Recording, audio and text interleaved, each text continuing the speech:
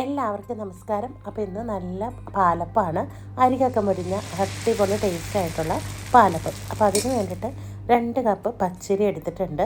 അപ്പോൾ അത് നല്ലപോലെ കഴുകി ഒരു 6-7 മണിക്കൂർ കുതിർത്ത് മാറ്റി വെച്ചിരിക്കുന്ന അരിയാണ് കേട്ടോ. ഇനി അതേ കപ്പിൽ തന്നെ 1 കപ്പ് വൈറ്റ് റൈസ് എടുത്തിട്ടുണ്ട്. 1 കപ്പ് നാളികേരം ചെറുകിയത്, ഒരു 1-1.5-2 കപ്പോളം വെള്ളം. പിന്നെ വെള്ളം ആവശ്യമുണ്ടെങ്കിൽ ലാസ്റ്റ് നമുക്ക് ഒഴിച്ചെടുക്കാം. എന്നിട്ട് ഇതെല്ലാം കൂടി ഒന്ന് മിക്സാക്കി കൊടുക്കുന്നുണ്ട്. ഇനി ഇതിലേക്ക് 1 ടീസ്പൂൺ ഡ്രൈ ഈസ്റ്റാണ് കേട്ടോ ഇട്ട് കൊടുക്കുന്നത്. 1 ടീസ്പൂണാണ് ഇട്ട് കൊടുത്തിരിക്കുന്നത്. എന്നിട്ട് അതും കൂടി ചേർത്തിട്ട് നമുക്കിതൊന്ന് നന്നായിട്ട് മിക്സാക്കി കൊടുക്കാം. അപ്പോൾ അത് നന്നായിട്ട് മിക്സായിട്ടുണ്ട്. ഇനി നമുക്ക് നന്നായിട്ട് ഫൈനായിട്ട് ഒന്ന് അരച്ചെടുത്തിട്ട് വരാം. അപ്പോൾ 2 ബാച്ചായിട്ടാണ് കേട്ടോ ഞാൻ ഈ അരി അരച്ചെടുക്കുന്നത്. അപ്പോൾ ആദ്യത്തെ ബാച്ച് ഇട്ട് കൊടുത്തിട്ട് നന്നായിട്ട് അരച്ചെടുത്തിട്ട് വരാം.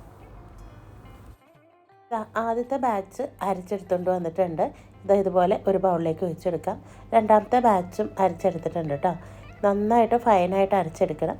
ഇനി ഇതിലേക്ക് ഒരു അല്പം മാത്രം വെള്ളം ഒഴിച്ചെടുത്തിട്ട് അതുകൂടി കലക്കിയിട്ട് അതും കൂടി ഒഴിച്ചെടുക്കാം. അപ്പോൾ ആദ്യം തന്നെ ഒരുപാട് വെള്ളം ചേർക്കരുത്, കുറച്ച് ഒഴിച്ചെടുത്തിട്ട് ലാസ്റ്റ് വേണമെങ്കിൽ നമുക്ക് ഒഴിച്ചെടുക്കാം. അപ്പോൾ ഇത് ഒരു 1.5 ടീസ്പൂൺ വെളിച്ചെണ്ണയാണ് കേട്ടോ എടുത്തിരിക്കുന്നത്.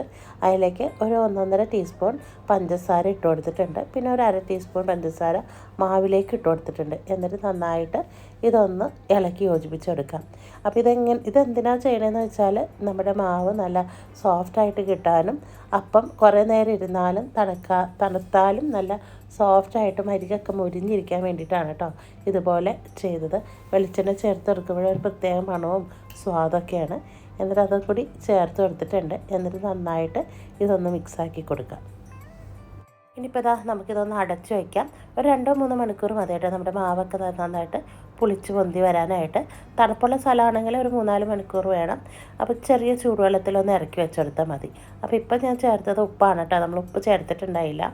പൊങ്ങിയതിന് ശേഷമാണ് കേട്ടോ നമ്മൾ ഉപ്പ് ചേർത്ത് കൊടുത്തത്. എന്നിട്ട് നന്നായിട്ട് ഒന്ന് മിക്സാക്കി കൊടുക്കാം. ഇനിയിപ്പോൾ അപ്പച്ചട്ടി നന്നായിട്ട് ചൂടായി കിടപ്പുണ്ട്. കുറച്ച് ഓയിലൊന്ന് സ്പ്രെഡ് ചെയ്തിട്ട് മാവ് ഒരു തവി കോരി ഒഴിച്ചിട്ട് നല്ലപോലെ ഇതൊന്ന് ചുറ്റിച്ചെടുക്കാം.